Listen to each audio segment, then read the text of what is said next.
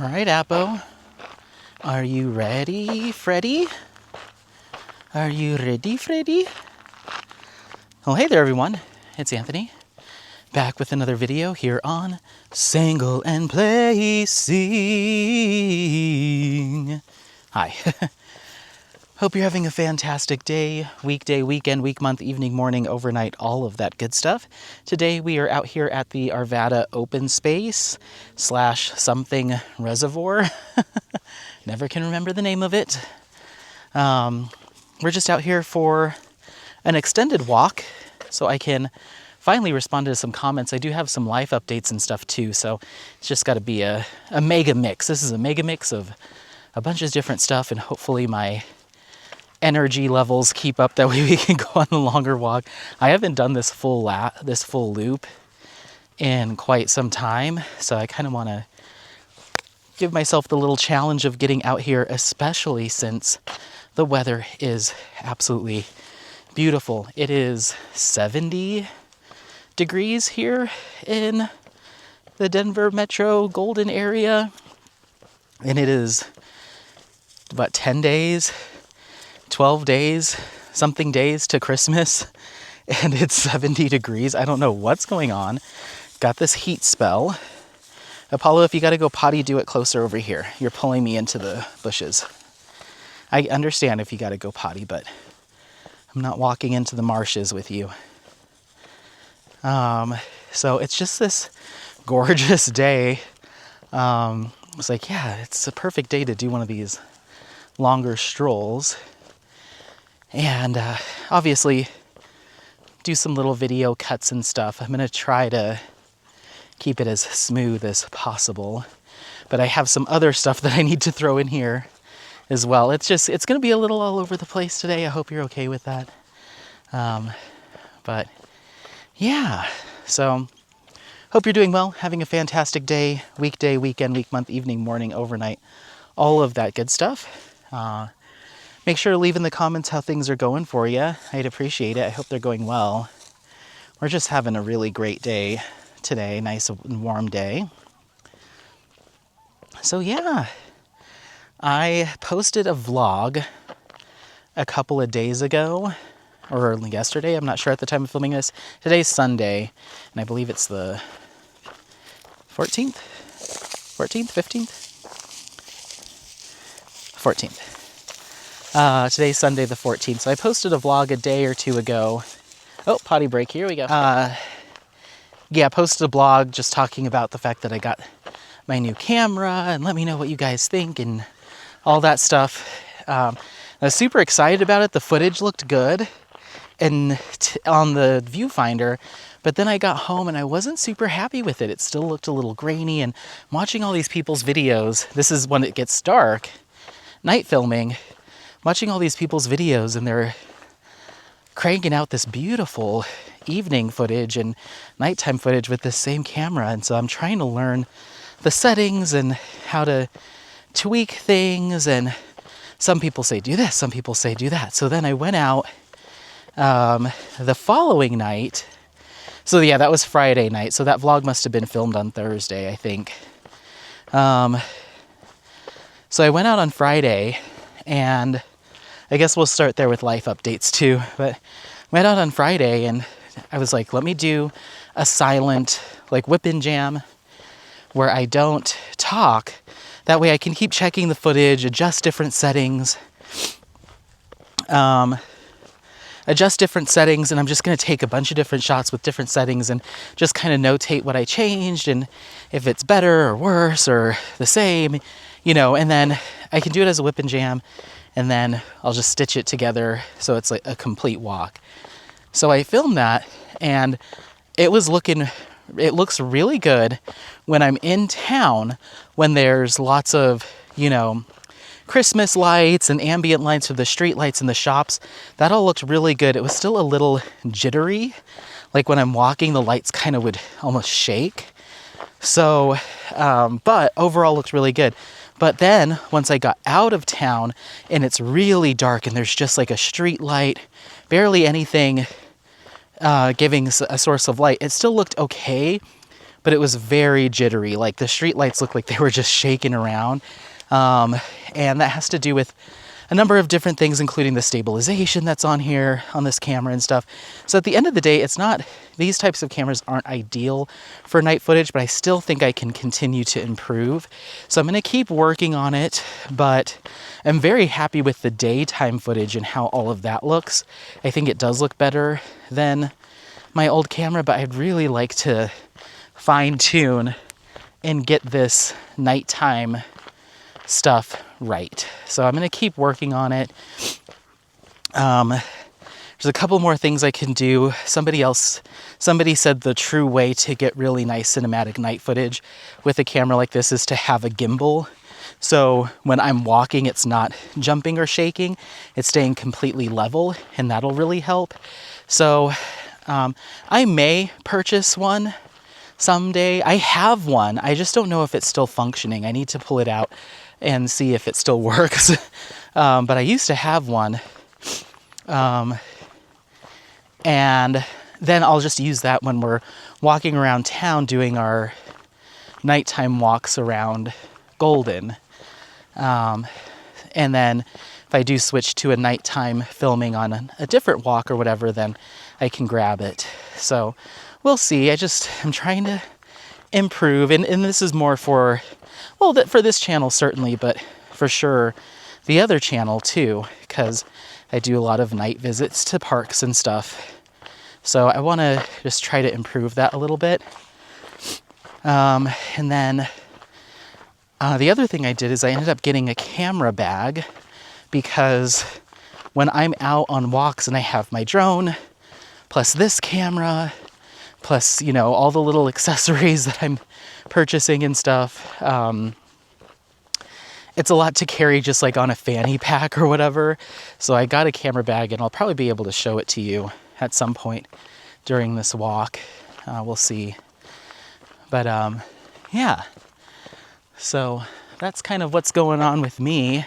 So anyway, on Friday, we went on a walk, and then my roommate Joe was like, hey, do you want to come out with me, Scott and Spencer and Harry, to one of the little dive bars in town at like 7-ish, 7:30. I was like, yeah, sure, I'll meet up with you guys. I won't go into details or who it was, but one of our friends is going through a bit of a tough time. So it was just kind of a get together and just, you know, be friends, be boys, whatever, hang out.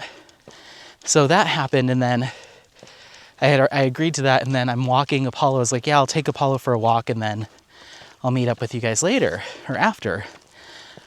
So I'm walking Apollo, and then Alex was like, hey, do you want to meet up? And I'm like, I already have plans, but if you want to meet up at Mountain Toad, which is the brewery down in Golden, I'm headed that way. I'll make that a pit stop and then take Apollo back and then go meet up with the other guys. So I was doing this whole camera thing, whip and jam, while we were doing that, while I was headed down, and then I stopped and got the drone out to do some night shots around town, which I'll include in this video. And then a couple shots of us at Mountain Toad. I don't remember if I saved those. And then I kept filming after we left Mountain Toad all the way back to the house. And then went and hung out with the guys, and then came home. And then yesterday I started editing that whip and jam, and I'm like, I still don't love it. So I'm not going to post it, but I will include the drone shots and anything else that I saved. Certainly saved the drone shots, because those were really cool. And the sunset was gorgeous on Friday night. So much so that I was listening to Mia's 8-hour live and hopped on her live stream right at the end on my phone, just so I could show her the sunset.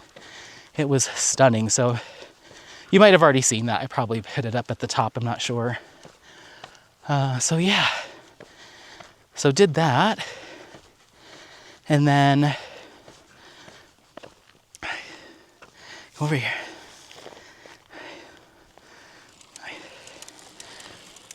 So did that, and then yesterday didn't do too much. Just kind of hung out at the house. Maddie and Joe went up to the hot springs for just like a little, you know, just a little couples overnight getaway. So I had the place to myself, so I kind of just hung out, ran some errands, and then Alex came over. Oh, actually, during the morning, I I did errands in the morning, then came and picked Apollo up, and then I met with Brandon and Dune at the off-leash dog park. And those boys just ran around and went crazy for a couple hours.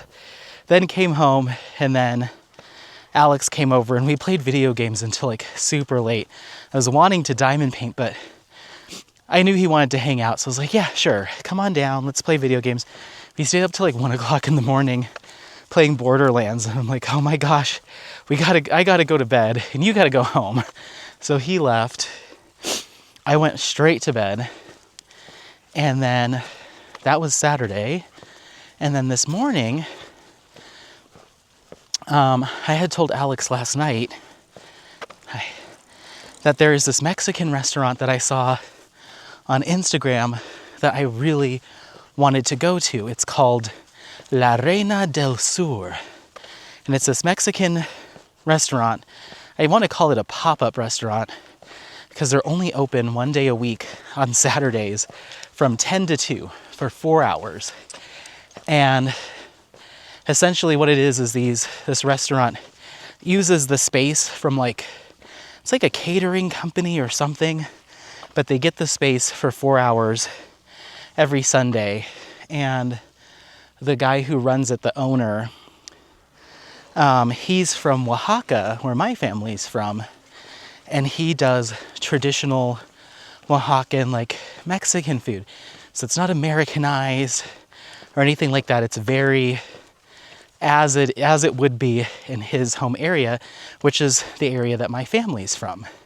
So I was like, I want to go to this place, but it's only open on Sundays for 4 hours, so you kind of have to commit to go, and it's just this small little place with like, maybe like 8 tables. So I told Alex I wanted to go, and he's like, okay. And I was like, well, they open at 10, but it sounds like you got to get there and get in line because it's for 4 hours or until they're out of food. Hold on just a second. Here is the camera bag. I just stopped to pop the drone up, but there's the camera bag. So we have our controller, drone, batteries for the camera, microphones, rain sack for the bag, headlamp, various harnesses, extra lens, and then some filters for the drone. So a whole bunch of stuff. So I'm gonna just pop this out real quick and get some shots.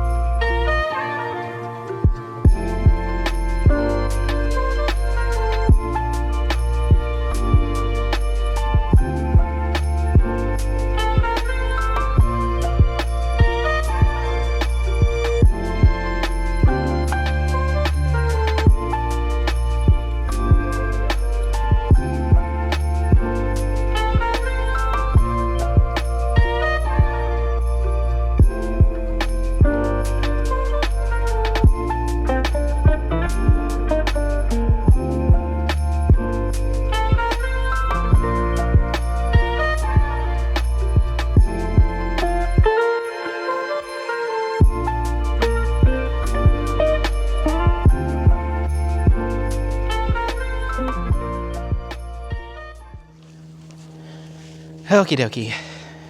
Just really pretty out today. So had to do that. And that's the first time I've flown the drone over water. So that was very scary, but I've just got to trust that it's going to stay in the air.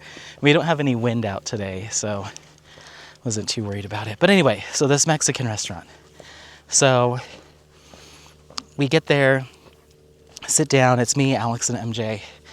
And I didn't wake up until 8 o'clock, and I wanted to try to get there early so I could film them taking the meat out of the ground. So they do it traditional style, where they have this cement or brick pit that they've dug into the ground. It's probably like 4 feet deep or so, and they've got all the coals in there. They start a fire, they lower the proteins and meats that they're going to use for the day in there, and then they cover it up with, what did he say? Agave leaves or something.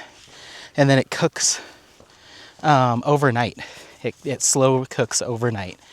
And then they get there in the morning, pull everything out, and then they have it ready for service. And they also do their al pastor on one of those rotating spits. With the pineapple on top, so it gets some sweetness, and they do it like traditional style. And I know a lot of other Mexican restaurants do it that way, but the way that they charred their pastor is so good. So anyway, so we get there, and we're not there for opening. We're there maybe like 30, 40 minutes after.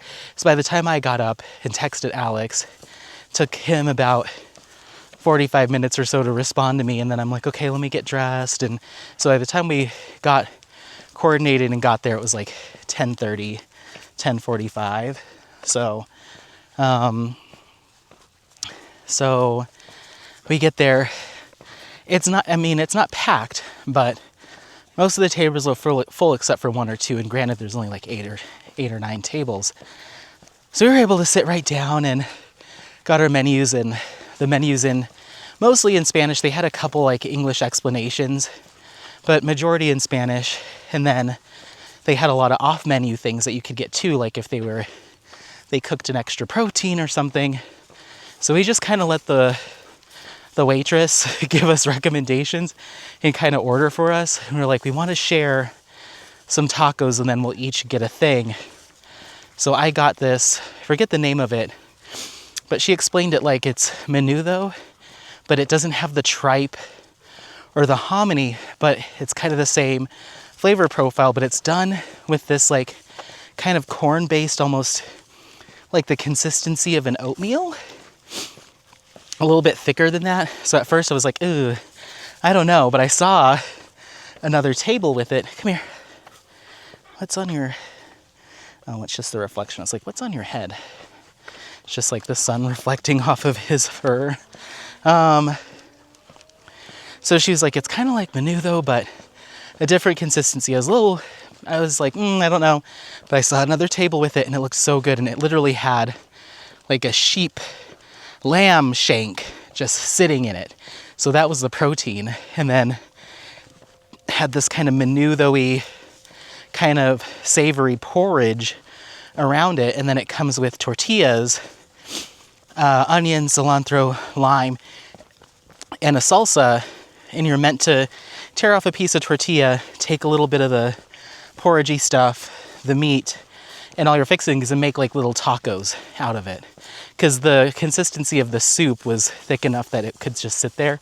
And I don't want to say I like it more than menudo, because that's like one of my favorite Mexican dishes. But I might like it more than menudo. It was like one of the best things I've had. It was so good. So then we had their al pastor tacos. Those were incredible. Best I've had. Then Alex got this thing called semites, and it's like a grilled sandwich, kind of like a torta, but different. And he got his with al pastor. His was really good.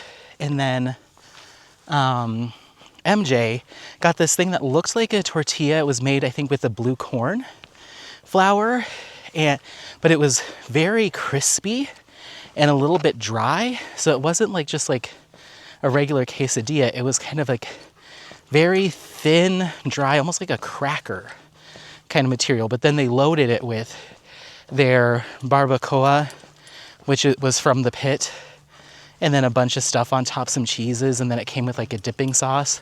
And then each of the plates came with papas or potatoes. And it wasn't a mashed potato, but it wasn't a baked potato, it wasn't a scallop. It was kind of like a rough mash. Like there was still big chunks of potato, but also some smoothness. And that was fantastic too. Hi. Oh, thank you.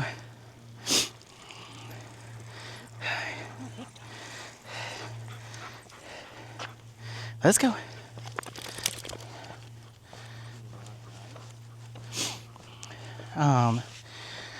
So yeah, it was just like all these kind of traditional Mexican dishes, and like only the tacos that are like common American thing, but it's done in the traditional style, but no burritos, nothing like that. It was just very like home recipes from the Oaxaca area, and I was in heaven. And then they had this papaya. They just called it water. Like, what kind of water do you want? And I was like, oh, I'll get papaya. She's like, we have papaya and we have, I forget the other one, maybe tamarind.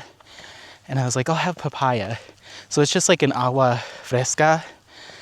So like a flavored water, I guess, or fresh water, but they're like flavored juices, but not with a ton of added sugar. And so it's just like papaya pulp. And so refreshing. Free refills. It was so good. So I had that, and then the other two got this hot drink. Hold on. So the other two got this hot drink, and it tasted like hot horchata, like a rice milk, but warm. And then it had a little bit of like a cardamom or a star anise flavor to it. It was sweet. And then it had corn in it, like mushed corn. So it was a drink, but it was like this corn, rice, kind of cardamom anise sweet milk drink. And it wasn't, I mean, I could not drink an entire glass of that, but a couple sips of it was so good. But the MJ and Alex liked it. So it was, I think it's easily the best Mexican food I've ever had outside of Mexico or outside of Oaxaca. Best Mexican food I've ever had. It was incredible. So good. So then we're sitting there eating, going on and on about how much we love it. And then these two older gentlemen walk in. One of them's got an accordion and the other one's got a guitar, and they just start playing music and singing. And I took some clips of it, so I'll include those, or a clip of it. It was, what a little experience. Not at all what I was expecting.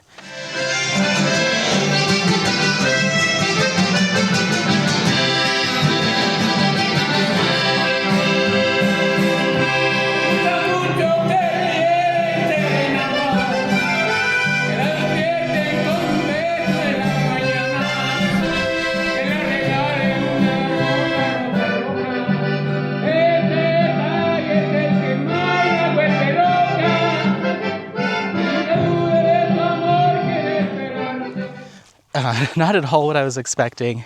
Just so cool. It totally took me back to going and visiting my family in Mexico when I was a kid and teenager. It was very, very reminiscent of that. Small little place, small little tables with plastic tablecloths on top, and they're just slinging these delicious, like very hearty meals, and then super refreshing drinks, and the music. It was just like, how cool. So needless to say, I had a blast. Well, then we get the check, we pay for it. Oh, look, there's some deer. There's some deer in front of us. Hi, babies. Do you see them? Paula doesn't see them yet. Hi.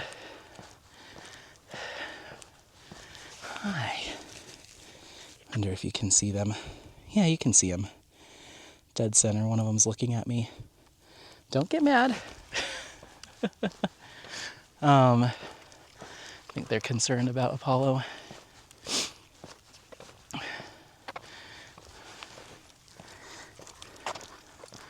They're like, don't film us, please. Come on.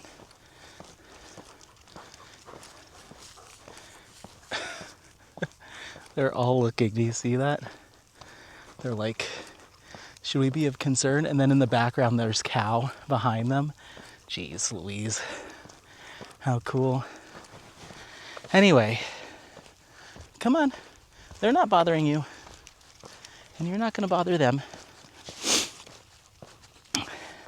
So we pay our bill. We're getting ready to leave. And I was like, oh, I heard that you guys cook all of your stuff, all of the proteins, out behind the restaurant. Is that correct? And she's like, yeah, we have a traditional pit that we cook everything in. We cover it in agave leaves and banana leaves and blah, blah, blah. And I was like, oh, cool. It's like, yeah, I can't wait to come back. Maybe I'll come back here next week so I can see it. She's like, oh, we can show you right now. And I was like, really? So like, sure, let me ask someone to take you out there. And there's like maybe 5, 6 people working there between servers and cooks. So she goes and asks, she comes back, she's like, the owner will take you back there. And I was like, what? This guy comes around and he's got like a really nice apron. He's like dressed super, like this is not like, he was so professional and like everything was just done so well. It wasn't like a fly by night, like street cart. Like you could tell that there was like so much pride put into what they're able to do just in that one day in 4 hours. It was kind of crazy. So he has like an embroidered apron with the name of the restaurant and all that stuff. And I guess they do catering. And then, hold on. This way. Come on. So they do catering. And then from what he told us, they also operate at Goosetown Station, which is like a music bar venue in Golden. It's just down the street from my house. Like, we walk really close to it all the time. So he said during the winter they're not there too often, but they have a permanent, that's not a food truck, it's like a permanent setup that they put up there multiple days a week. And I've seen them cooking at Goosetown Station. Didn't know who they were, but I've seen them cooking. I've just never gotten food from there, because usually when I go there, I'm just having a quick drink and then I'm gone, or, you know, hanging out with friends and we leave. So I've never eaten there. But now that I know that that they operate during the week, during the summer, at just down the street from my house, I'm like, oh my gosh, I'm gonna be going there way too much. But Sundays is their like special, just they have the little space there that they rent out to use. So he takes us out there, and again, I have a clip of this. He shows us the pit and he's talking about what they cook and how they do it, and where he's from. I don't know how much of it I got. I was kind of nervous to film his face. I think I got a couple shots, but I didn't ask him if I could film. He was just talking. We were standing around the pit. Here we cooking. That is awesome. Overnight. Wow. Saturday we put the old meat and we cover with the dirt. Sick. Yeah. And Sundays morning we open like 7. Oh, okay. 7, and we put in the kitchen and we start serving. Okay. That's awesome. The flavor is really good. Yeah. Oh yeah. Yes. We wrap the meat with the banana leaves, Yeah. agave leaves. Oh, okay. This is the most traditional from Oaxaca, Mexico. Yeah. Wow. Yeah. That's good. It's really cool. Do you cook during the week too? Yeah. Yeah, we cook. Another restaurant? No, we had the food. And it was just so cool, because like when I would visit Asuchapan, which is, I forget what state it's in, but it's like right in the Oaxaca area. They would do, when they'd have parties or big family get-togethers or big to-dos, and we'd usually go out for Christmas, for the Christmas celebration, which is like usually a week long. What is it called? I'm not gonna ponder it too long. We'll keep talking, but there's a whole, that whole Christmas time is called something, but it's like a week long. So we'd go out there, and they would do these big to-dos, like big parties. Sometimes there would be someone having a wedding or a quinceañera around the same time. Otherwise, there was just like one family get together. But they would usually do a pig roast in the ground. You can dig a hole, put the pig in there, or your barbacoa or whatever, and you bury it and you cook it. And so I've seen it happen before. Now, they had a nice like brick setup. I've seen it done with concrete back in Mexico. So they have a more like legitimate setup here at this restaurant, but this is a very similar concept. Then they'd take it out, the meat, and they'd shred it. And then if they were gonna serve it as tacos or whatever, they'd season it, do it like that. Otherwise, sometimes they'd do stews. They would take these plastic bags, just like a bag that you'd put a goldfish in or whatever, like a plastic bag, fill it with a little broth, your pork, your raw vegetables, whatever, and put it in a big tub and fill that with water. So you've got all these little bags. Come on, buddy. Hold on. Put them in these bags, put the bags in a big drum, fill that with water. So each of the bags is like its own individual stew, like single serving stew. And they would put a fire under that and just boil them all day long. And the bag would have like a little bay leaf or whatever in it too. So then they'd have us sit in this hall, like a banquet hall kind of thing, have these big old drums full of bags, and then they'd set out trays of beans and rice and whatever, all your other sides, set those out kind of buffet style. And then you get to the end and they would give you plastic bowl or a styrofoam bowl, and then they take some tongs and take out your little baggie and you set it in your bowl. So then you get to your table and you very carefully, because it's hot, open your little plastic bag and dump it out, and then you have a individual bowl of stew, as opposed to just having it in a giant pot. So everyone gets the same amount of meat and veggies. It's all there. That way they're not having to get some giant ladle, and some people get all soup and not enough veggies, or all veggies, not a good piece of meat. Everyone gets the same amount. It's all individually bagged. I mean, in retrospect, I don't know how I feel about boiling plastic for hours on end and then serving it, but this was the late 90s, early 2000s, and I wasn't super conscious about that. And things are different in different cultures, but that's how they did it. And it was delicious. And their barbacoa and their meats reminded me so much of that. It was such a trip back to Mexico, and like small town, like family town Mexico, like not touristy, like very legitimate. So I don't know. I said this is my new Sunday spot, and I got to bring my mom here. Like, everyone needs to come experience this. So I got to call her today and tell her about it, because it was just awesome. So I did that, and then MJ was like, "Oh, I want to go pick up some stuff from the Asian market. There's a place called GW, Great Wall, supermarket, just down the street from this Mexican restaurant. It's right by where I get my dim sum most of the time." So I was like, okay, let's pop over there. I don't have any other plans other than to try to get Apollo on a decent walk. So we go there, and MJ was like going nuts. She was so excited. She's like, "This is so much better than H Mart," which is like they're probably about equal distance, but this one's more of a neighbor. It's big. It's actually might even be bigger than H Mart, which is like our major like Asian market. We have 2 of them here in Colorado.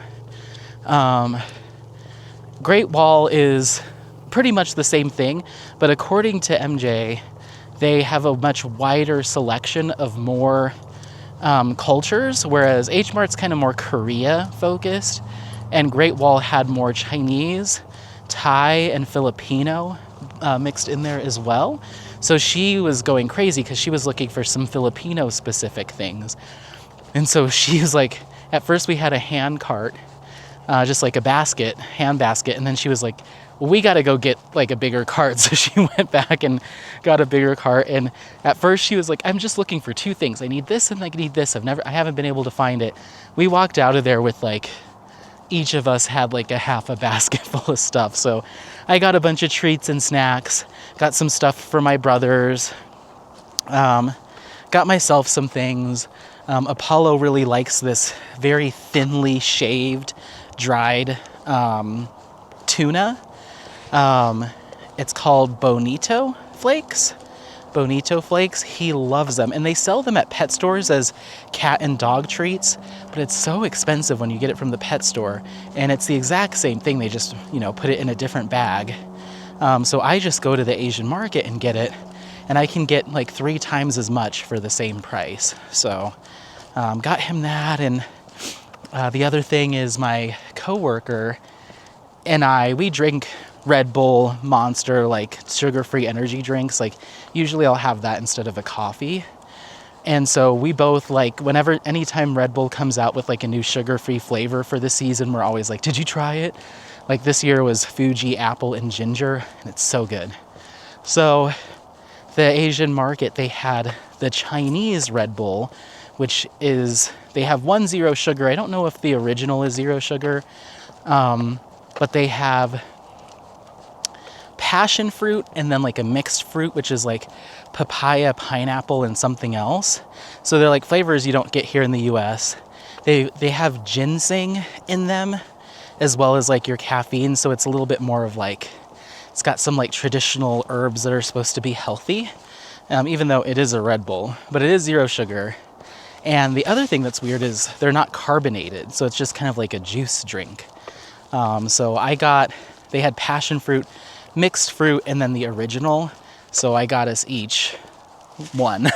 Me and my coworker, I got 2 of each essentially. So that's gonna be his little surprise gift on Thursday. He's like, I got you a Chinese Red Bull. So yeah.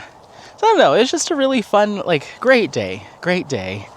And so I got home and picked up Apollo, and now we're here. So what else? A last little thing is, I mentioned in the last vlog that I was going to insert the clips from the village decorating contest, and I completely forgot to do that. Or editing Anthony forgot. So I'm going to have to write him up, unfortunately. But I will make sure that he puts them in this time. I saved the clips after I realized what he had done.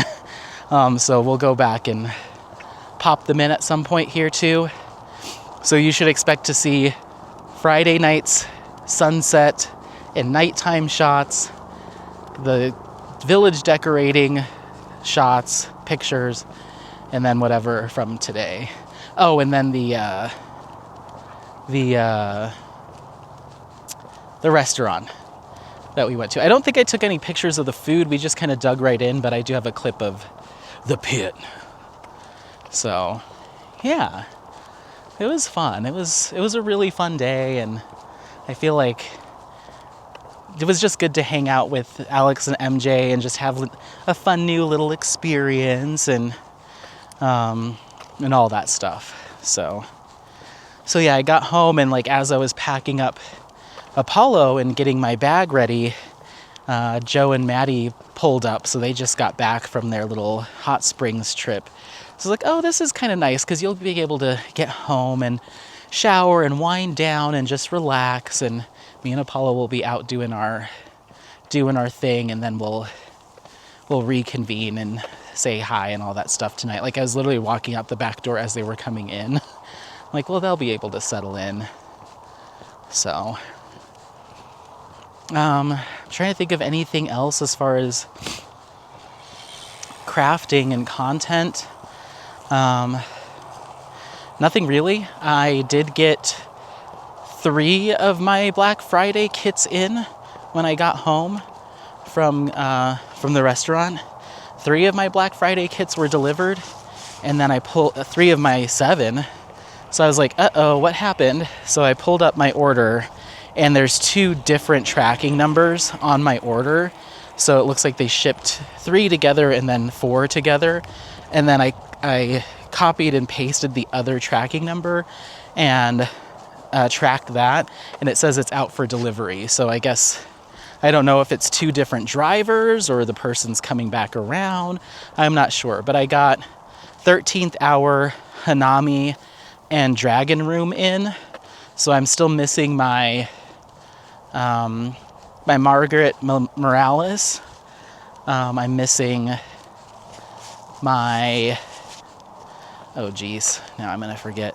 Let's get the phone. I need to get the phone anyway because we got to get to some comments. Let's see.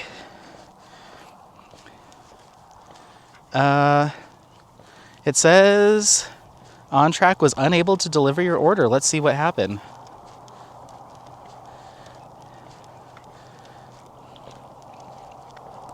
Incomplete address. Huh, that's weird because On Track delivered the other one. That's so annoying. Hold on, everyone. Okie dokie. Sorry about that. It's so annoying. On Track is just, they're a total joke. I don't know why Diamond Art Club uses them. I'd rather pay, maybe they say you get discounted shipping with an order of X amount plus, and then it's UPS or FedEx. At least I can, I don't know why, maybe this is dumb of me, but I have more confidence in those two. So I went into a chat with them because it just said your delivery driver, or that your address was incomplete. Your order was unable to be delivered due to incomplete address. I'm like, well, that's weird because the exact same address was used on the other package, and that was delivered successfully today. And I would assume they were both on the same truck or with the same driver. So how did they figure out that one should be dropped off at that address but not the other, especially since I'm assuming they were both in the white Diamond Art Club boxes? Like, wouldn't you put 2 and 2 together? I don't know. So it's like, you can chat with us to provide additional delivery instructions. I'm like, I don't know what else to provide. That's my address. So I chatted in because I was like, well, I need to figure out what was on the package that made it incomplete. So I chatted into a rep, and they were like, okay, well, what's the tracking number? Provided the tracking number. Okay, well, it's showing that the delivery driver said that this was an incomplete address and they needed more information in order to deliver your package. I was like, well, no. I mean, I gave him the info. I'm like, well, they dropped off another package, and that was a successful delivery. Can you check to see that the information on that package matched the one that is now not being delivered today? So they were like, okay. And I give them the other tracking number, and they're like, 1 moment, give us 3 to 5 minutes. And they're like, we verified that the addresses are exactly the same. I'm like, well, I have one, but not the other. So what was missing that they couldn't figure it out with the other package? Give us a couple minutes to look into it.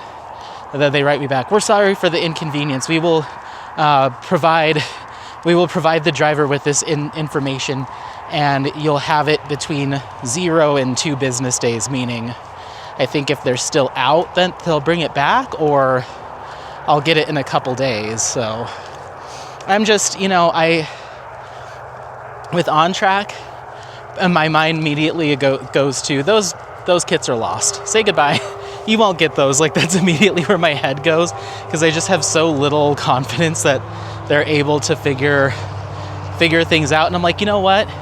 If they were damaged or something, and the driver just didn't want to deal with that, and so just marked it as address incomplete, I would rather them just be honest and be like, hey, we lost it, or it's damaged, or the driver damaged it, or whatever. Because it got all the way to being loaded into vehicle and out for delivery. And I'm assuming it's the same person that dropped off my other one, but I could be wrong. I don't know. So we'll see. If I don't have them by Tuesday, then I'll write them back. But immediately I'm like, well, you might want to just expect the worst, and that you're not getting your other 4, which, if that does happen, I'm hoping it's fine. But if that does end up being the case, then I don't know what I do. I have to, I guess, deal with On Track to get that figured out, or reach out to Diamond Art Club. I don't know. But that would mean that my Yumi from Margaret Morales is gone, Threads of Dreams from Color Out of Place is gone, Sunset Meditation from Eau Claire Studio gone, and Spiral Passage, I believe, also from Eau Claire Studio, or maybe Color Out of Place is also gone, which would be a huge bummer, and hopefully I would get some kind of refund if those are just gone. It's just so weird to me that they were able, the guy pulls up, he sees 2 Diamond Art Club boxes, picks one up, puts it down, and then there's another one with the exact same address, and is like, oop, can't deliver that one. It just makes me concerned about what actually happened. I should have been home. That's so frustrating. But anyway, I did get Hanami, Dragon Room, and 11th Hour, and those were like my must-haves, especially Dragon Room. So if I have to lose 4 of my 7 kits, those would probably be the 3 that I would want to keep. So yeah, I know that's such, I know people are thinking, Anthony, it's going to be fine. It was just a mistake or whatever, but it's on track.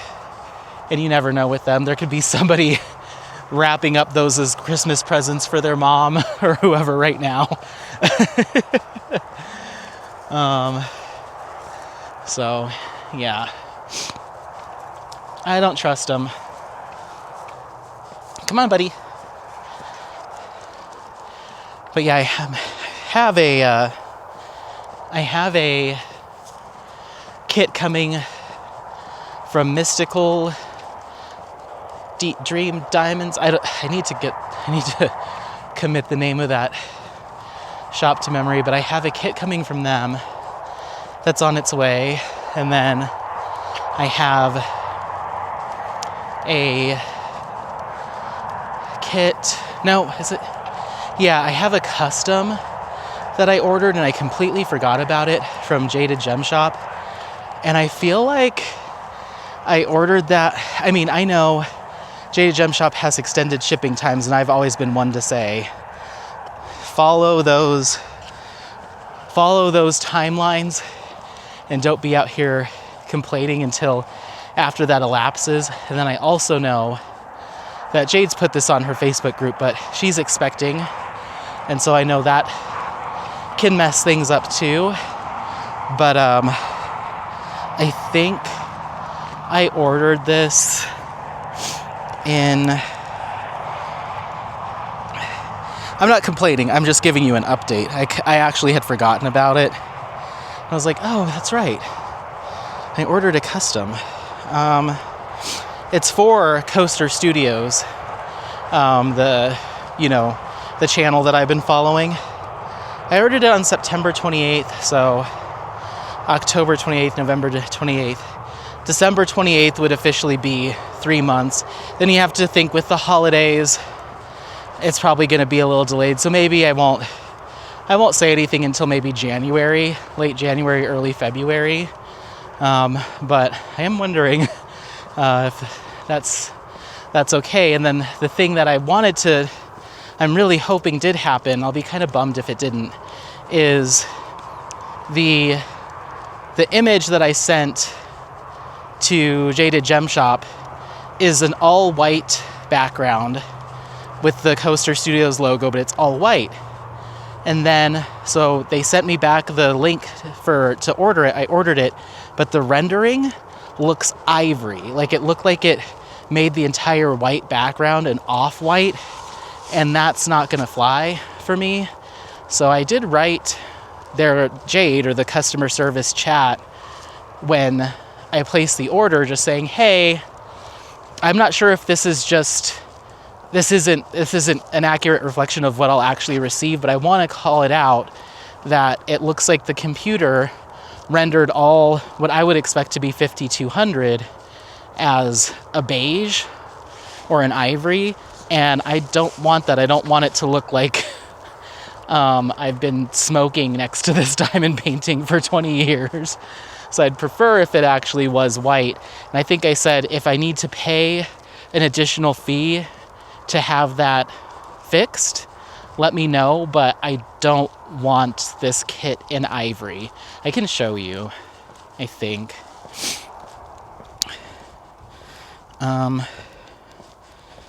Let's see.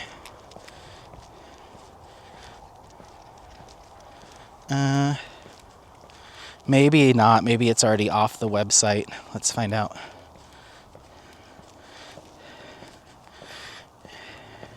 It's just called Custom for Anthony H. I mean, this was all the way back in September, so I'm assuming it's off the site, but we'll see. The image that I sent, and then that's the rendering I got. Maybe it's hard to tell in camera, but that background looks ivory or off-white. So the original, then the image. It's like darker in ivory, and I'm hoping that I don't get a mess of ivory drills. That will be a huge bummer. So, and I got it in 50 by 70 square. So I'm hoping, I never got a message back like, hey, saw this, we'll make sure that's fixed. At least I don't think. Let me see.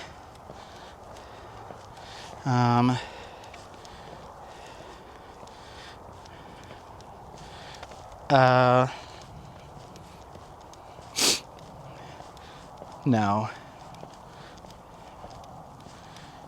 No.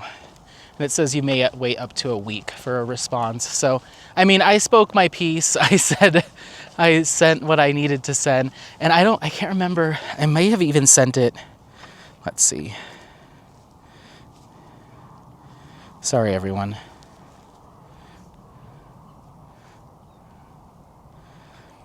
Yeah, I mean, I don't expect other people to have this access, but I was able to message Jade a different way as well. So on the day that I purchased it, I sent that and didn't get a response either. So I truly will be bummed out if I end up with a bunch of ivory drills. And I don't play favorites, so I will be honest when that does come in and I unbox it. And if those drills aren't 5200 or like they need to be white. I mean, it's a white background. That's just is what it is. So we'll see. And if they come in and they're off and I'd never got any contact back from the shop or Jade herself, I mean, I get it. Again, there's stuff going on. Expecting a kiddo, first kiddo, I get it.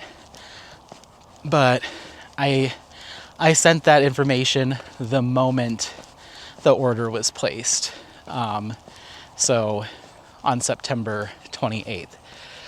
So I will be disappointed if that didn't get resolved.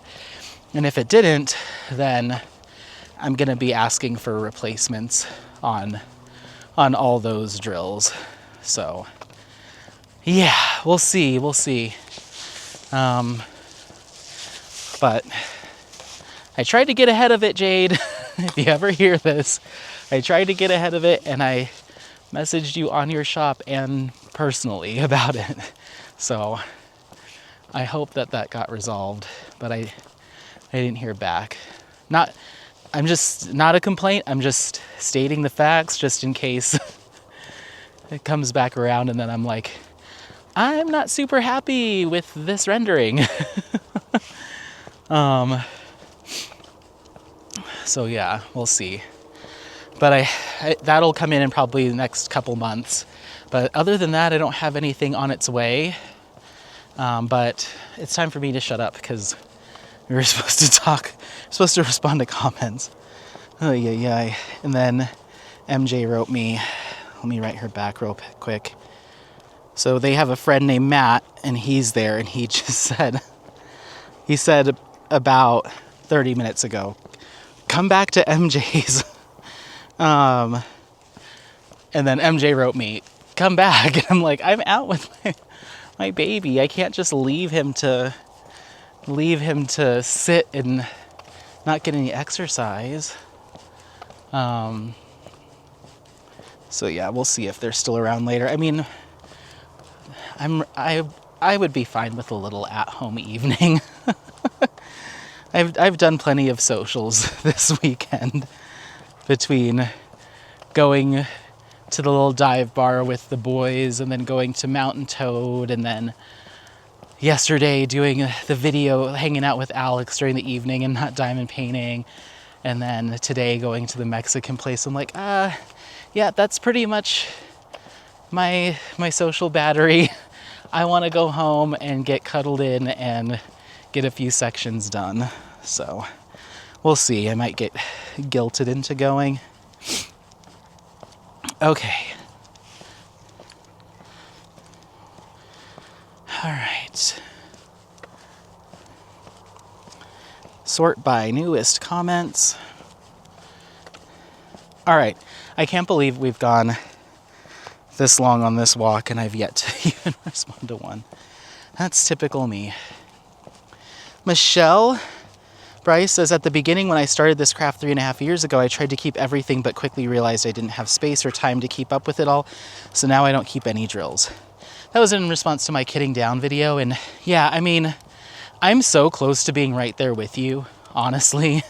I mean, maybe if this Jaded Gem Shop comes in with all with the wrong color and I had saved every 50, 200 I'd ever used, then maybe I'd have enough to finish it. But they'd be from different shops, and I'm sure they'd be slightly different shades. Like at that point, I would just completely order more or hope that they would fix it.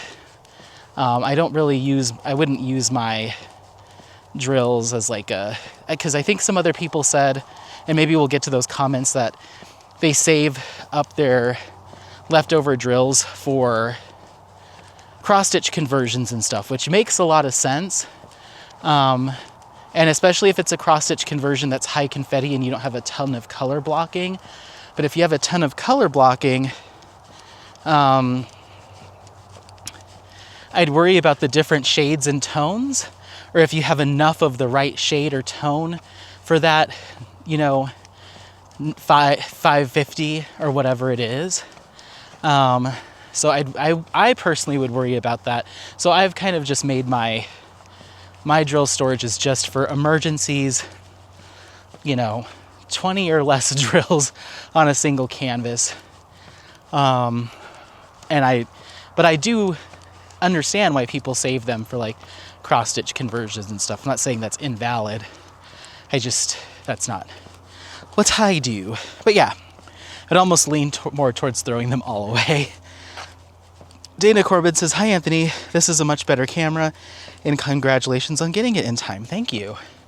And in fact, here in a minute, I might switch it to its night mode. We'll see. Yeah, I might do that. Let's do that now. 1 second. And Amanda Marr says, "Hi Anthony, those nighttime shots look so much better on the new camera. Yay! Though I more so listen along as I diamond paint, looking up and seeing the pretty holiday decorations was a fun surprise. Yay!" And Amanda says, "Wow, that last drone shot was so stunning. Thanks for sharing. I got 10 kits from DAC Black Friday sale and 3 from Diamond Artisan. Merry Christmas to me." That's nice. Good for you. I think when all's said and done, I ended up with 1 from MDD. I'll just call it that because I can't remember the extended version of that name. I got 1 from Diamond Dots, and then 9 from Diamond Art Club during that Black Friday week. So I ended up with, what would that be, 11. So I ended up with 11. Then I ended up buying Autumn Letter by Ivy Dollamore for myself, just because I needed to round out my order for free shipping for a Christmas gift. So, but that was post Black Friday. I just used points for that.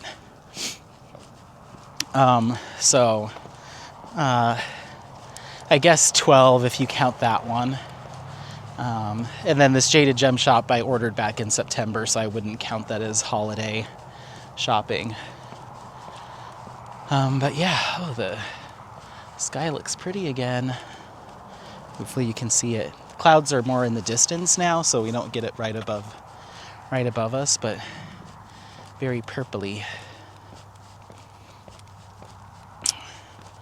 All right.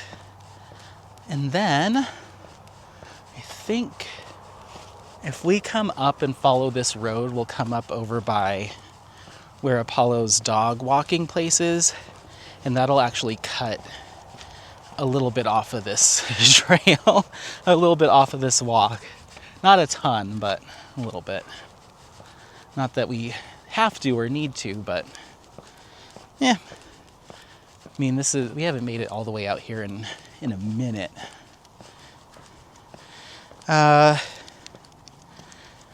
Okay, Von Kaiser says, "I was trying to think of like what those pieces of wire are with the floof on them."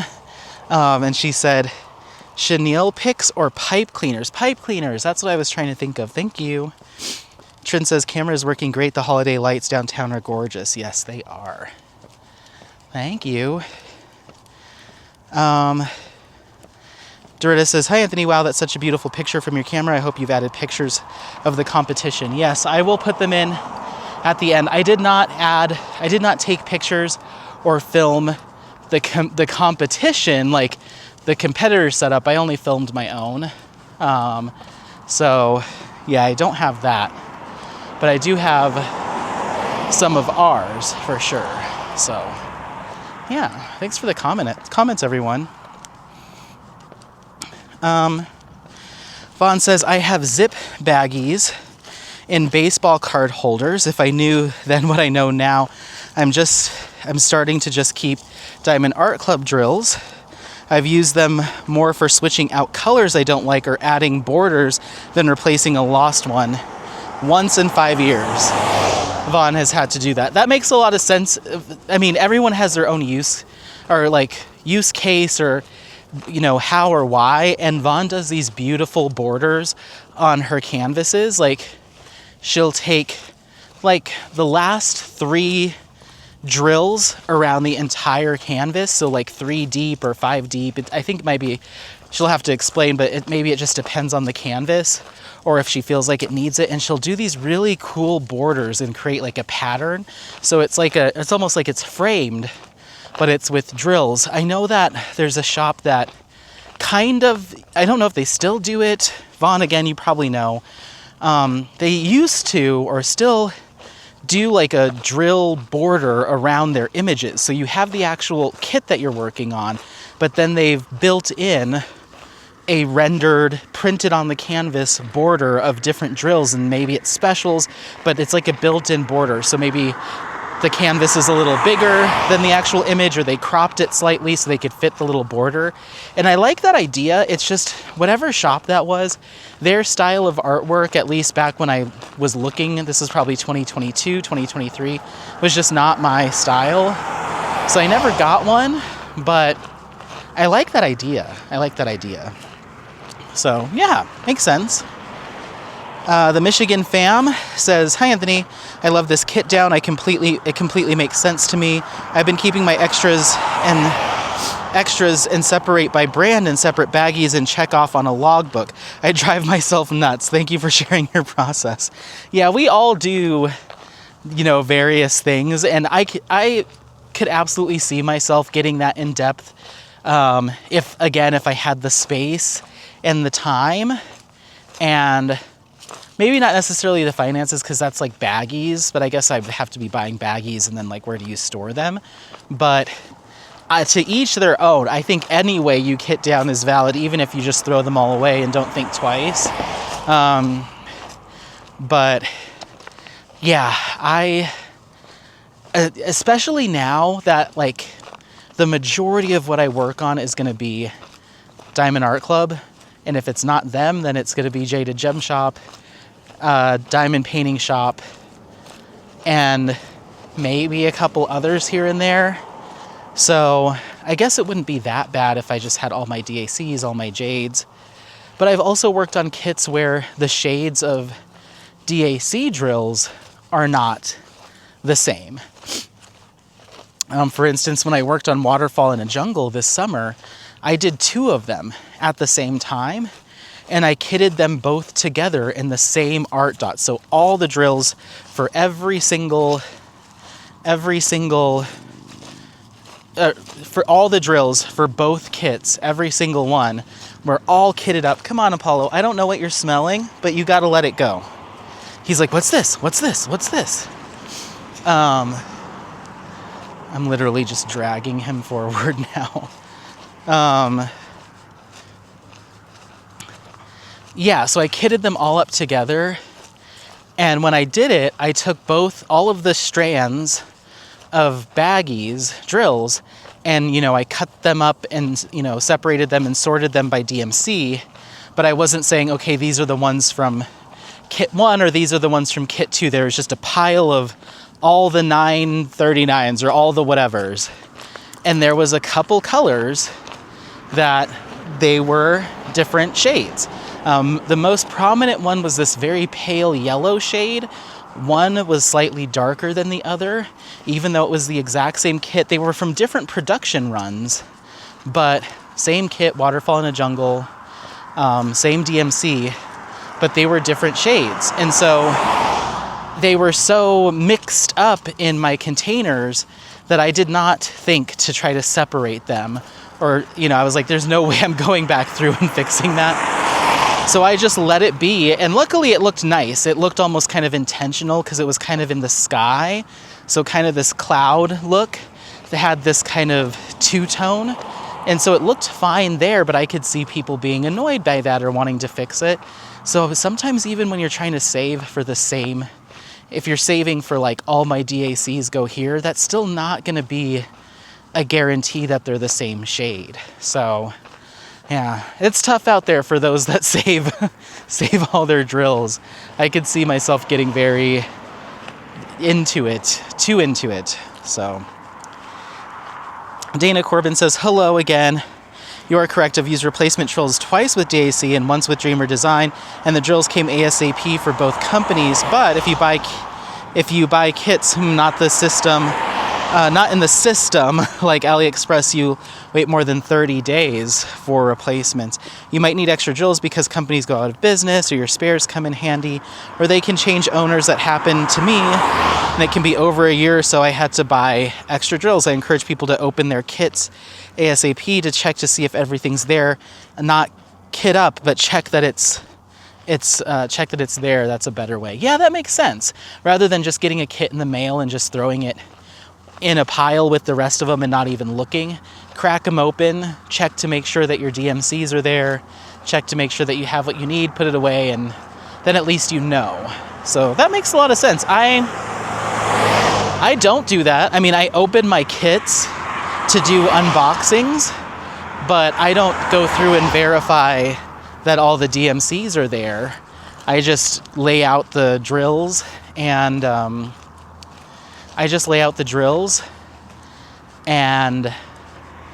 take a picture of them and move on and just talk about the color palette, but I don't actually verify that they're all there.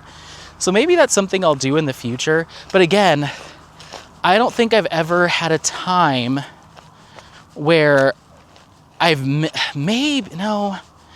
don't even think the kit that I was working on from Diamond Art Club where I had to get replacement drills, I don't think the baggie was entirely missing, like that DMC was just gone. I was just short, or like really short.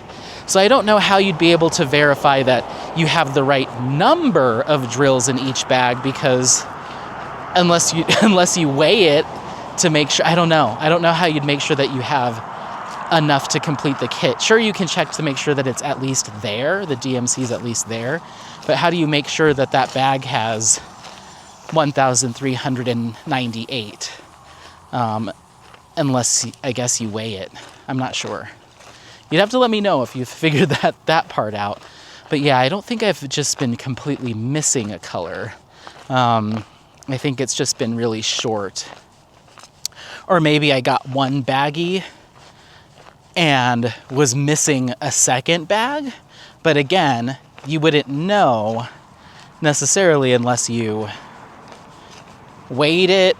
No, because even then, they're not telling you how many you should have on a Diamond Art Club canvas.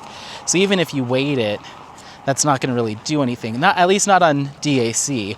But like Jada Gem Shop, she'll say, okay, you're supposed to have 7,000 of this drill. And if you know that each drill weighs approximately this much, and you weigh the bag, and you take into account the weight of the bag, you could kind of, I guess, roughly guesstimate if you're going to have enough.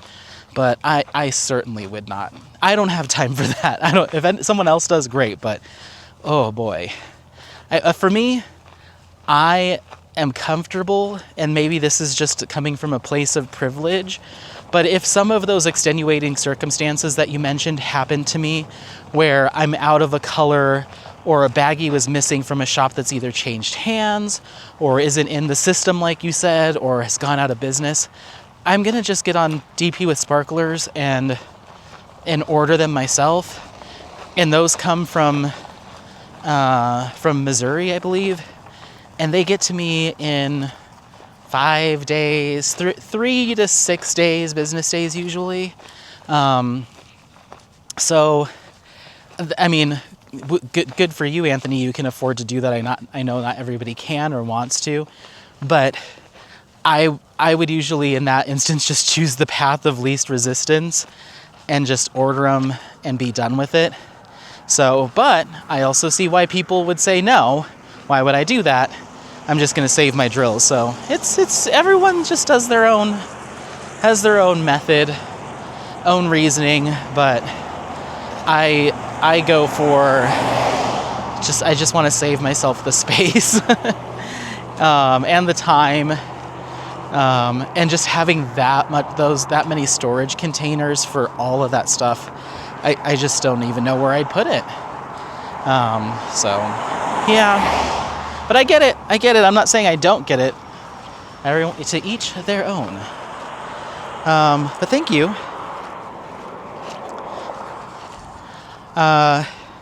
Dana Corbin says, I started saving my drills because I thought I would do diamond painting cross stitch. I have not yet, but you will need all the drills you can for that. But so far I've not found one I love enough to make this investment of saving drills worth it. Yeah, for sure. And again, that totally makes sense. And I know a lot of people do save up for their cross stitch conversions.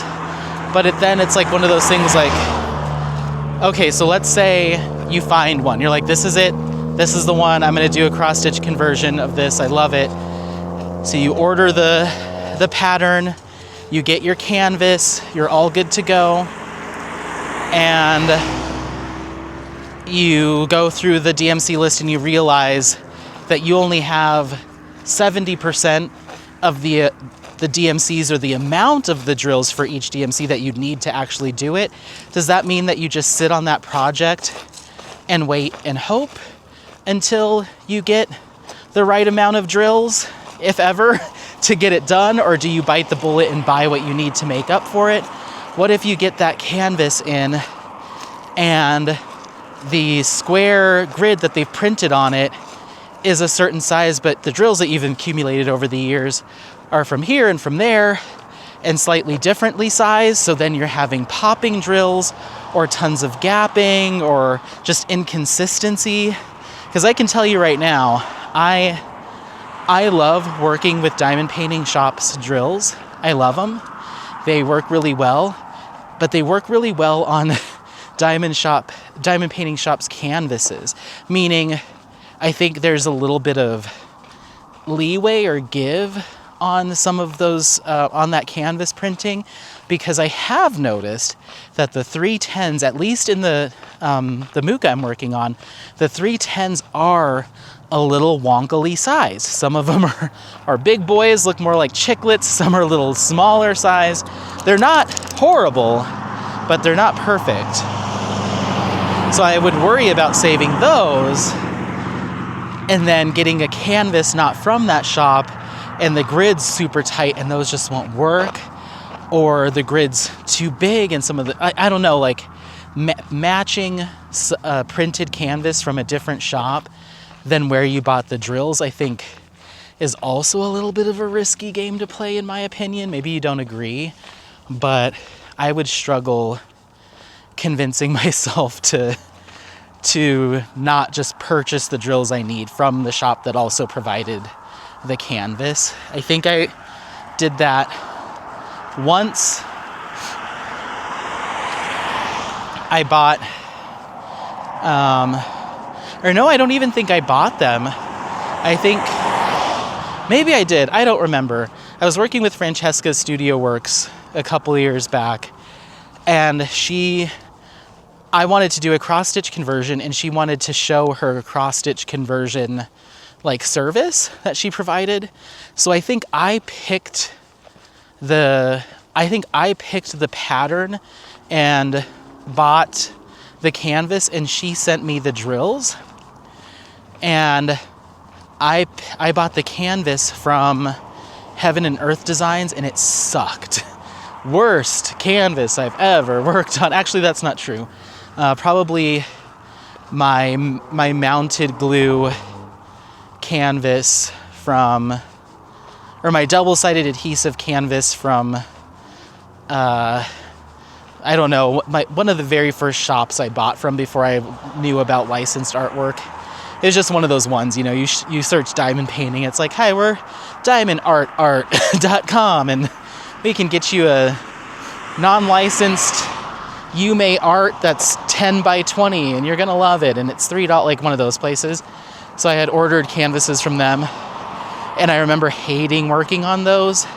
And then once I learned about licensed artwork, I threw them away And neither of them were licensed artwork, but I was just like, I hate working on this canvas. The drills suck, the double-sided adhesive sucks, and I feel uncomfortable talking about this shop on my channel now that I know. So I got rid of them. Anyway, that's probably the worst canvas I worked on, but the Heaven and Earth Designs canvas was certainly second worst. But anyway, all of that's to say that that's the only time that I purchased a canvas from somewhere where the drills weren't from. All the other times have been a Jaded Gem Shop canvas and Jaded Gem Shop drills. And that's probably how I would do it. That's the only way I'd do it going forward. And again, that might be coming from a place of, ooh la la, Anthony, you can buy all those drills. I'm not sitting here buying cross-stitch conversions left and right, but if I was ever to do one again, it would have to be something that's very special to me. And if it was something I was going to spend that long working on and that was that special to me, then for me, I'm okay. I'm okay with the cost of getting it all in a way that I know it's going to be flawless, you know? I'd hate to feel that way about a canvas and get all excited and then start working on it and be like, oh no, these drills don't work, or oh no, I'm going to have to peel all these drills off and maybe place another order. I don't know. I think part of this craft too, though, if we're all honest with ourselves, is the fussing over things and the organization. And I've got the baggies here and I put this here and this is why I do this and this goes over here, and fuss over diamond painting. So I know maybe for a lot of people that whole prospect of like, okay, I'm gonna have to make sure all the drills are the right size for the grid, and maybe I'll have to wait another month until I get enough, 666 DMCs before I can actually finish this color, and I'll put it away for another year and save up my drills some more so I can keep working on it. And like, I think the whole prospect of that actually like sounds like a good time or is something a lot of crafters are like more than fine with it working out that way. So maybe it's not even so much I saved $120 in drills by holding on to my own for 7 years, and finally being able to do it. Maybe it's more of like, well, Anthony, I just like that. I like the saving up for my drills, and sure, if it might take way longer. Maybe this is a multi-year project where I just work on a little bit till I run out of a color or colors, and then I have to come back a year later or whatever. That's all part of it. That's great, but that's not how I'm a no dog on that. I want it all there. I want it all ready to rock and roll. I don't want to have to think about it. Like, if that's the only kit I want to work on till it's done, I can, and it's all sitting there in front of me to get it done. Now it's just on me to do it. But yeah, cross-stitch conversion was such a weird time in my life, like being into those, because when in retrospect, when I look back at that, I'm like, how the hell did I find the time or the patience to do that? Just thinking about it now, I'm just like, no. And then I'm like, I love cross-stitch conversions. All I'm going to do from now on are cross-stitch conversions, blah, blah, blah, blah, blah. And now I'm like, dude, I need a kit that I can just look at the legend and put the drills down and just keep going and just get it done, and I can zone out. And cross-stitch conversion requires a lot more of your mental energy. It is not a zone out kind of task. You really need to be present while you're working on your cross-stitch conversion, so you're placing all your drills in the right spot, and you have to reference another thing. It incorporates this whole other thing, which is the pattern, into what you're doing. And so it just adds this bit of complexity. It is a challenge, and I'm glad I did it once, but the fact that I was like, now I'm regretting ever buying canvases with printed symbols because I just love this. I'm like, shut up, dude. No, give yourself one stressful moment in life or something that requires extra time, or let one little thing change in how you dole out your time, and you'll be singing a completely different tune, you silly man. And so that's what happened. Things changed. I just didn't have the time to do it, and started focusing on other things. And that was like the first thing that I was like, nope, I need to go back to now it's about efficiency, as opposed to complexity. And I'm stuck with the residual effects of that previous Anthony and how he liked to diamond paint. Is now I have all these very technical, they're printed. I don't have any more cross-stitch conversions, but I have these very massive, giant, and technical projects that I know in my heart I probably will never do. I'm just not willing to destash them. Like, for instance, the Last Supper, which is a 60 by 280 square drill canvas. First of all, I won't be living in a place anymore that I could even fit that currently. So even if I was to work on it, it would have to be rolled up and put away until I someday have a space where I can hang or display something that big. And it's a square. It's heavily confettied. And if you think about how long it's taken me to do 2 sections on Garden of Earthly Delights, it's taken me 2 years to get 2 sections done on that 120 by 130 centimeter square, similar complexity. So if it's taken me 2 years to do 2 sections, then I might be able to get both those projects done in like the next 300 years. I don't know. So if I'm being completely honest, I doubt I'll ever get that done. There's a high probability that I'll never finish Garden of Earthly Delights, let alone the other 4 panels that I have from that complete set. So that previous Anthony that was like, whatever the biggest is, whatever the most complex is, that's the one that I want to be doing, because I've got all the time to do it, and then things change.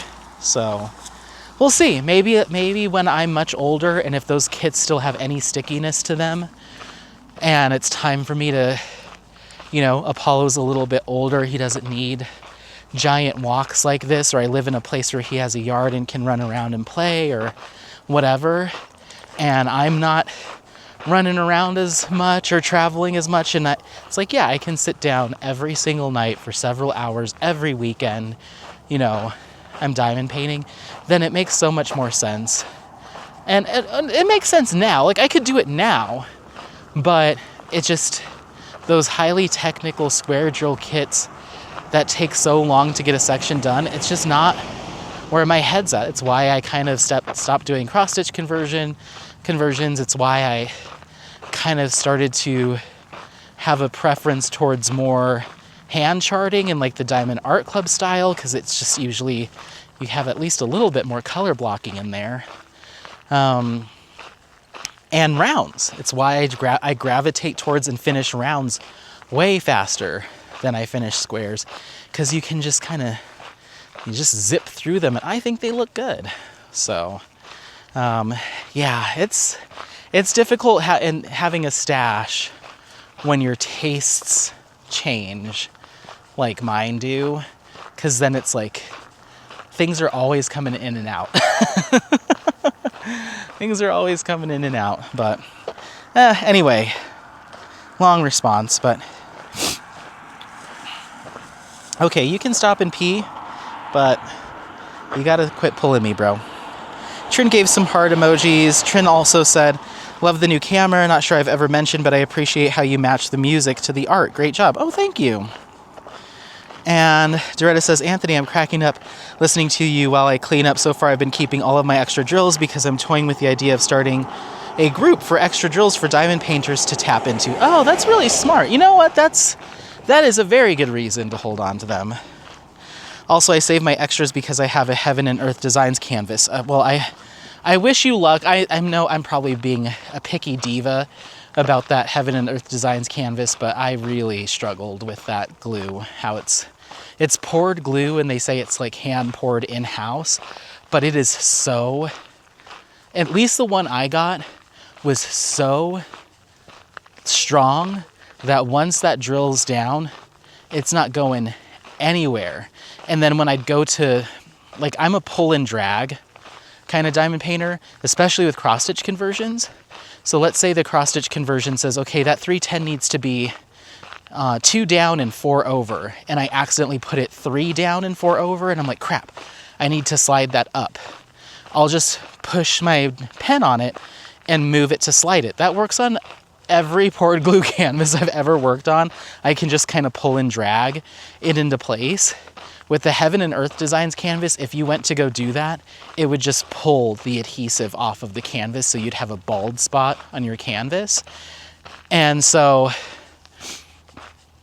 sometimes you couldn't really even notice. So especially, I couldn't really notice, if just a little piece came off. Or sometimes I'd even try to pry it off with my tweezers, and the glue would stick to the drill. And so I wouldn't even notice. I'd put it in the right spot. I'd finish my section. I'd go and hang up my canvas, and then the next morning I walk up to it, and there's like a handful of drills on the ground. I'm like, what the heck? It's because I placed drills over a bald canvas that didn't have any adhesive underneath. So it was like the worst of poured glue and the worst of double-sided adhesive, because you couldn't, once the drills were down, you had to be very careful if you were trying to move them. And so that just didn't make any sense to me for a cross-stitch conversion. Now, if it had printed symbols and there's less of a chance of me misplacing a drill, then I guess I could work with that. But with the cross-stitch conversions, especially heavy confetti, I was always moving drills around. And I never had that issue with my Jaded Gem Shop canvases. I could slide things all over the place. It was like not that it was not sticky, but the glue was on there. And sure, you might push a little and bunch it against that drill once it's finished sliding, but you didn't completely rip it off the old spot. Like, you can still put a drill down. So anyway, Doretta, you need to let me know how that ends up working out for you, because I loved the canvas material. It's like true, real painter's canvas. It feels very luxurious and dense. It's not soft, but it's like, it feels like you're working on like artwork, that real canvas. But their method, their glue is just not it for me. But you'll have to let me know. Lisa says, hi Anthony, I'm one of those who keeps all their drills because I fear I'll need them, but now I have several latch boxes full and have run out of space. I need to get in the mindset to do something similar to what you have done. Thanks for sharing. Of course, and if that's how it works for you and you can find the room, or you need to save them just for your own mental, like, it just makes sense in your head and you'd be stressed out if you did it any other way, like, that's totally fine. That's totally fine. It's just, I just can't imagine having all of that in my room. Like, I barely have enough room right now, let alone for like stacks and stacks of drill containers. And maybe I could completely throw away everything I've done and start saving all my drills in baggies, but no, I have zero interest. If I run out of something, I'm either gonna call the shop and get it fixed, or I'm just gonna buy a bag of them to replace it with. And maybe I would save those purchased ones, because that's my own money. I'd start holding on to those. If I ran out of drills and needed to buy a DMC, and let's say it was $250 or $450 or whatever it is, I would probably start saving those. But that would mean that I'd probably at this point have 5 bags of drills in the almost 4 years that I've been diamond painting, instead of that entire thing that I have set up. So yeah, I don't know. To each their own. I'm not trying to pass any judgment. Like, again, I said it in the video. If I had the space, if I had a dedicated big old crafting room and I had the money and I had the time, I would have a set that says DAC R, DAC round, DAC S square, Jaded Gem Shop round, Jaded Gem Shop square, Diamond Painting Shop round and square, and then that would have a full run of regular DMCs, a full run of ABs, a full run of whatever that shop calls their fairy dust, a full run of metallics, a full run of glows, full run of whatever, frosteds, and then all my DP with sparkler stuff all saved, and I just have like a wall of everything I could ever need. And as I wouldn't even just do the Tic Tacs, I'd save them all, because I would probably want to do some sort of extra fun project with that, or like Doretta said, maybe just saving it for someone in need, you know?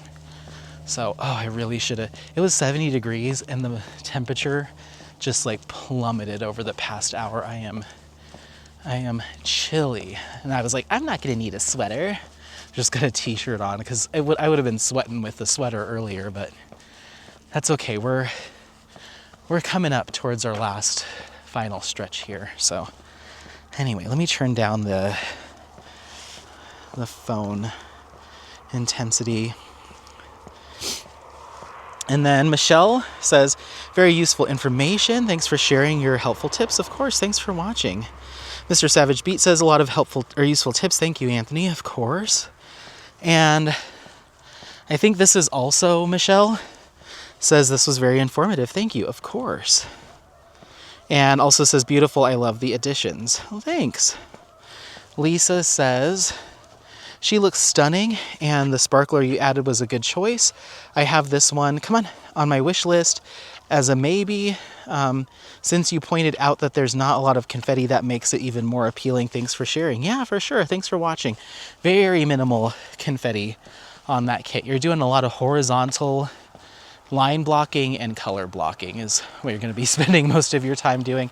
And there's obviously those kind of graded color transitions where there's a little blend of color, you know, from tone to tone. So you'll get a little bit of quote unquote confetti, or at least checkerboarding, but it's not, I mean, I breezed through that thing. So I don't think you'll have any issue.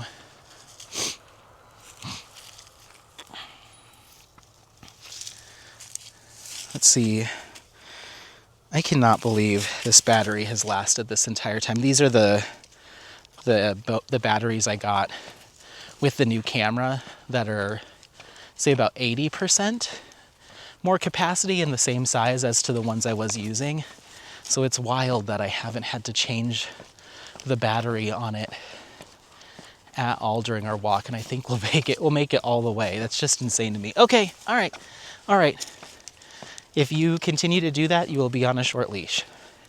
He's pulling me forward, or sorry, not forward. He's pulling me to the side and then stopping to sniff, and then I have to yank him every 5 feet. I'm like, sir, I am not in the mood. My arms are frozen.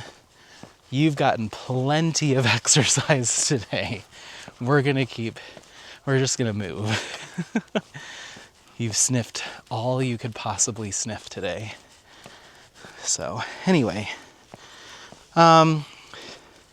Colette says, this is beautiful. I really like the addition of the sparklers. Good eye, thank you. And Peggy O'Neill says, beautiful. And hey there, thanks.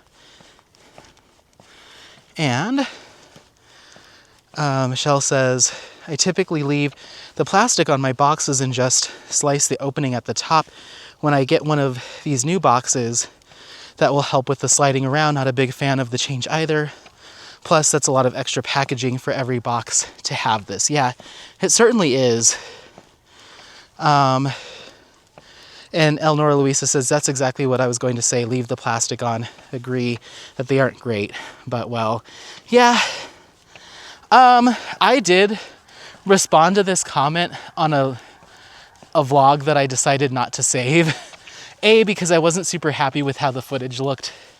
And B, I just went on this rant about Diamond Art Club and complaining about, or having criticism, anything to say about how Diamond Art Club does stuff. I went on this whole thing, and I ended up just not posting it. But I agree with you guys. I think the plastic's a good idea. I was wondering if, how I store my boxes is I stack them about 6 to 8 high on a big old shelf in the garage. So I wonder if I was to cut the plastic off just the top to get into the canvas, if when I go to pull one out, I'm just going to be leaving the plastic behind and maybe the sleeve at the same time because it's just loose plastic. Or do you tape them back up after you cut the plastic? And then I was thinking to, like, when I film unboxings, I don't think I've seen anyone who leaves the plastic on for an unboxing, and wouldn't that cause a lot of glare with the lights trying to look at stuff? So I don't think it's the right call for me. And I don't necessarily, I think I'd just be replacing one annoyance with another, if that makes sense.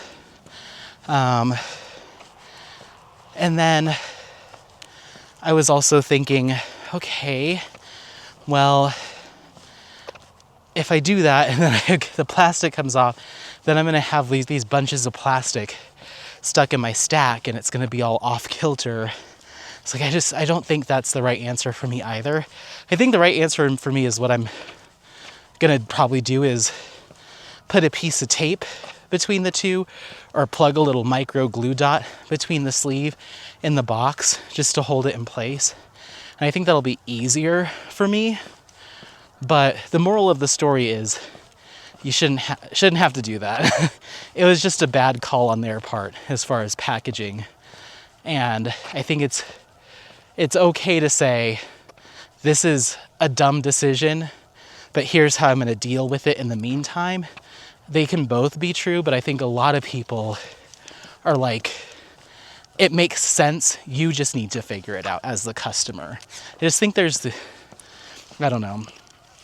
brand loyalty around so many things in life, but you know it and I know it, that there's some people that are Diamond Art Club diehards, and they've never, in their eyes, have never and will never do anything wrong. And if you say otherwise, then you're not doing it right, or you should just fix it yourself, or that why didn't you just think of this, or it's lazy not to have done it this way to alleviate that. And it's like, yeah, that's not how I approach businesses where I've paid money for a good or service. If it's below my expectations, or they change it in a way that I believe is a step back, then it's appropriate for me to say something. So anyway, that's the shortened version of what was like a half-hour long, like, not rant, but just talking about like the Diamond Art Club Facebook group and this and that. And then I was like, Anthony, you're just going on and on. Just, it's okay. So anyway, maybe I did post it and I just cut it short. I don't remember. I hope. I don't know. Sometimes when I go through and clip and change things, I'm just doing it on the fly and I'm like, what did I leave in and what I leave out? I need to start being more intentional about remembering what I chose to keep and not. But if I did keep it in, I hope Editing Anthony cut that down, because I was annoyed with myself. Hold on. Okay. All right. Avery says, oh, I love your Christmas village. It's so cute. You guys did a great job on it. I think other than... I think that the other team should be disqualified for not doing the village. Well, the way it shook out is they ended up just getting last place. So I think it all, I think it went as it should have given the requirements. Not that I'm wishing ill will on the other teams, but I'm like, well, if we're being judged and given a ranking based off of the decoration of the village, then they very clearly should be in third place, and that's what they ended up getting. So, yeah, and again, I have a couple shots of like an actual pan over of the whole thing we did, and I really hope Anthony puts them in there, because they're not only saved to my computer, but they're on my phone, so I don't have an excuse. But yeah, I was really proud of how it turned out. Doretta says, Anthony, she's stunning. Can't wait to see it completed. That was Terrarium Under the Sea. And then Avery says, wow, I'm so sorry you had to go through all that. It's ridiculous. Honestly, if it were me, I would have sent it back and ordered from another shop. Yeah, you know what? Honestly, that's not too bad of an idea in retrospect. It's not worth the price at all. I hope you have a better time working on it now that it's properly kitted up. Good luck. Thank you. And honestly, I am cranking through that project. I'd say I'm confidently halfway done. It's only been a week. I'm halfway done with that kit. I'll work on my Muka and do either a section or a half section and then switch over to that, and I can just go. I think so far what I've learned from that kit now that I've gotten to the micro dots is I can't work with the plastic stick pens anymore, like the thin ones. I tried using that micro dot stick pen out of the box, and I got maybe like 10 minutes in and my hands started cramping. So I have to use a regular, like one of my chubby or thick diamond painting pens from DP Pen Pal. And so what I did is I just popped off not only the brass tip, but the whole thing that fits into the pen, like the whole assembly, and put that into my I have two diamond painting pens that I use, both from DP Pen Pal. I put that into my other one. And so that made life a lot easier, because I was like, oh my gosh, it's gonna take me so long to micro dot this canvas because my hand keeps cramping. So using it in a regular drill pen has been much easier. They are a tedious little drill to use because they're so tiny. And so I understand why having a full drill canvas at that size would be a huge time commitment and kind of a pain in the butt if you were trying to do an entire like 60 by 80 in micros. I don't even know. I mean, I would try it just because I know myself and I would want to at least try it once, but just the amount of kind of strain you have to put on your eyes to see those, and then the drills don't line up in your, at least in my Mooney Made trays, they don't line up obviously in a straight line. They zigzag. So they're all butted up against each other like boop, boop, boop, boop, boop, boop. So then when you go to pick up one, you're oftentimes flipping another one over or picking up two. And so you don't get that nice satisfaction of working in a straight line. I don't see any way, unless they made a custom tray, that you would be able to multi-place with those. You need a custom tray, and you'd need a multi-placer that's so thin, paper thin, to be able to see where you're placing. Otherwise, you're going to misplace them because they're so tiny. I just don't even think a multi-placer would be possible unless they were to come up with like a papery, wafery thin titanium multi-placer that wouldn't warp. It'd have to be so thin. Like the Diamond Art Club ones are already thin enough, but they need to be so delicately thin that I just don't even know if the metal wouldn't bend immediately.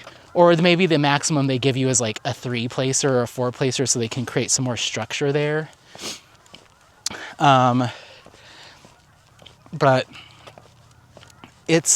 looks good. The detail on the skin tone is quite nice. It looks much better than if they were to just just put regular sized rounds. So you do get much more detail, and I like that. It gives it a more realistic look, and I like it in favor of just having a printed canvas and have a partial. So I love working on the canvas, to be quite honest. Yes, the micros are a little tedious. The micros are a little bit tedious, and they need to step up the game with the drill pen that they give you for the micros. They gotta put it in a nicer pen because it's just so uncomfortable. At least for me. But other than that, it's a joy to work on. I've been working on it so fast. I love the metallics. I love the AB placement. I love the micros. The specials are so much fun every time you get to some specials. So I'm loving it. It's just how it was packaged was trash. It's not worth, even with all my love for the actual project, I would not recommend someone paying $199 for it. And the toolkit that they give you to actually work on the project, specifically the micros, is silly. I would almost say they should tell you, they should put it in the nicer pen, the thicker pen that they provided. That should be the first thing, is they should have one for regular. They give you 2 nice pens anyway. Make one the micro and one the regular. Or they say, hey, we understand, or give you one pen that you can have it's single placers on both ends, 1 regular drills, 1 micros, and then not give you any multi-placers. They could do that too. I was almost going to say they should just put the tip, like make it a nice metal tip, like the Diamond Art Club style stainless steel tip, a micro, and just say, hey, this kit comes with everything you need to complete, the kit. We're just going to put tips in here and 1 thin, dumb plastic straw pen. If you want to upgrade beyond that, then you're welcome to. But it's a little silly to give you a thicker, nice, quote-unquote pen that they have in there and then not make it something you can swap things out for. The brass tips in those are fixed in there. You can't take them out. So the lack of thoughtfulness, or it just seems like kind of just jammed in there. But anyway, that'll be the last comment because my hands are numb almost, and we're almost to the car. But anyway, my experience with this kit is such that I am very strongly considering buying the updated masterclass box and doing Woman in Gold. Because that is in a different setup than the kit I have. They reworked it. It's not kitted up into bottles. It's a different setup. And Woman in Gold is a larger canvas, not by a ton, but it is a larger canvas, and it's $50 cheaper. So I kind of, just to close the book on this whole masterclass saga, I kind of want to give them another shot. Go and get that Woman in Gold and do a final, just do a comparison between old masterclass and new. Do I think it's still worth it? Or do I think it's still a scam, allegedly? And would I continue purchasing the masterclass kits in the new style or not? Because I do really like the canvas. I do really like it. And I do see the benefit in the micro dots. It does add a lot of detail given the size. It kind of allows them to keep it relatively small-ish, but still get a lot of detail out of that skin tone. So I get it, and I appreciate it, and I actually enjoy it. But it's is that worth the markup? Is that worth the markup? And would I purchase the updated versions again? I don't know. Maybe I said this in my last vlog, and I don't think we've gotten to the comment yet. I just did read it. Someone said that they had seen the Kiss done in the upgraded version, and maybe I just got an older run. That's not correct. They only carry the Kiss Masterclass in the OG box that I got. It's Woman in Gold from Gustav Klimt that is in the new box. So just keep that. I just don't want anyone to get confused. Like, oh well, if I go and buy it, it's going to be in that new kit. No, from what I understand, at least at the time of filming, the Kiss is still in the old school box at $199 that's kitted up. So unless they sell out of those and decide to put it back into production under the new box, but that hasn't happened yet, at least at the time of filming this. So, but if you want a Klimt in the new box, you have Woman in Gold. They also have Tree of Life, or at least they used to. I ended up not getting that last year or the year prior because I don't like the crop that they did. So I ended up buying that as a full size from Jade because it was part of our Jaded Jamboree release. So I did the full size of Tree of Life, and I'm probably going to enhance that one pretty good. It's just going to take a lot of hand charting those enhancements because it's computer rendered. So you don't get a lot of consistent colors. Like, you know, with the hand charted, you can be like, oh, this whole line is all one color of gold. But on the computer rendered canvas, it might be 6 different shades because it just looked at all the different tones. So it might be harder to enhance and won't look as clean. So, but I do want to enhance it a little bit. So that might be a whole project. And I may do a Klimt paint along early 2026. Stay tuned. But I may be doing a Klimt paint along in the next few months. Stay tuned. Don't hold me to that. But I want to get. Here's what I'm thinking. I'm most likely going to get Woman in Gold from the new Masterclass series because I'm enjoying the Kiss so much. I'm probably going to get it, and then I'll probably kit up Tree of Life in like March, April, and do a whole Klimt month or 2. We'll see. More details coming probably by the end of the year. I just need to decide if I want to do it and what it'll entail. But if you have a Klimt and you want to Klimt out, then come along. More details coming soon. Don't hold me to that. I might bail. But anyway, thanks so much for coming along. I appreciate it. Don't forget to like, subscribe, share this content with friends, family members, anyone that you think might take some value out of it. Happy placing. We'll see you next time. Bye. Bye.